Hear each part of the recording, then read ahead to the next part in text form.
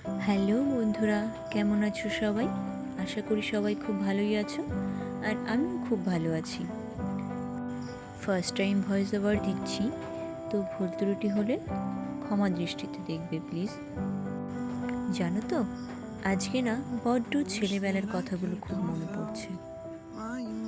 সেই ছোট্টবেলায় আমরা এরকম করে কাপড়ের মধ্যে বা কোনো ওড়নার মধ্যে আম দিয়ে, লঙ্কা, লবণ দিয়ে কাপড়টাকে সুন্দর করে বেঁধে তারপরে গাছে ফাটাতাম, আর সেটা খেতে দুর্দান্ত লাগতো। দিনগুলোও ছিল বড্ড মধুর। তোমরাও কি করতে এরকম? কমেন্টে জানিও কিন্তু।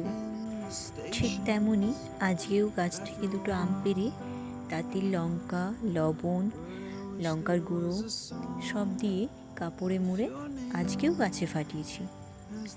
কাজটা করতে করতে না আমার জিভে জল চলে আসছিল। তোমাদেরও আসছে নাকি?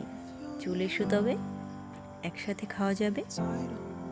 আর দেখো না কতটা না লোভনীয় দেখতে হয়েছে।